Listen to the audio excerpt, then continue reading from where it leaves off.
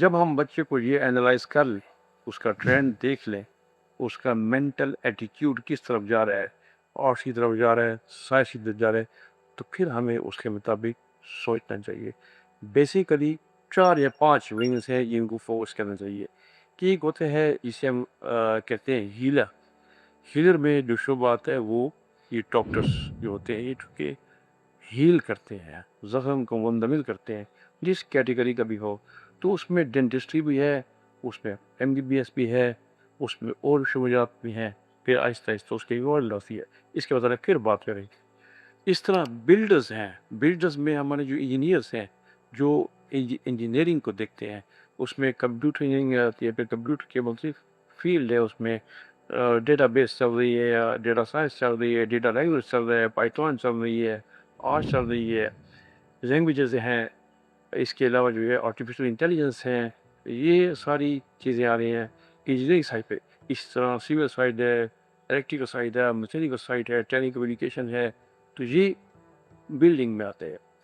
اس کے علاوہ اگر ہم دیکھیں تو اور ہے کریشن میں آتا ہے، کریشن میں فائن آرٹس ہے جس میں ویژول کریشن ہے، یا آپ کریٹ کرتے ہیں جس کا ٹرینڈ ہوتا ہے، جس میں آرٹسٹ بھی آتے ہیں، پیٹرز بھی آ جاتے ہیں، ڈیزائنر بھی آ جاتے ہیں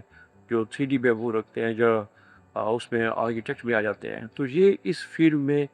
چلے جاتے ہیں، تو یہ بھی ایک فیلڈ ہے۔ اس طرح ڈیفینس سائڈ پہ آئیں تو اس میں آرمی سائڈ ہے، اس میں کیڈٹس ہے، اس میں میڈیکل کور ہے، تو یہ ساری چیزوں میں انسان آہستہ آہستہ دیکھ لیتے ہیں۔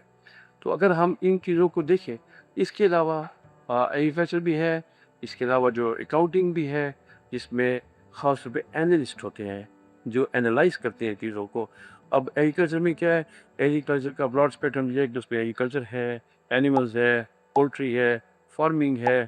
مختلف فیلڈس ہیں، اس میں انسیکٹ پیسٹ مینجمنٹ بھی ہے، سب چیزیں اس پہ آ جاتی ہیں۔ اسی طرح اگر ہم اس کو دیکھیں، انالیسز ہے، تو انالیسز میں فائنینشیل رپورٹنگ ہے، فائنینشیل آڈٹ ہے، فائنینس سے ریلیٹڈ جس چارٹرڈ اکاؤنٹنٹس ہیں، شعبے جو ہے بیسیکلی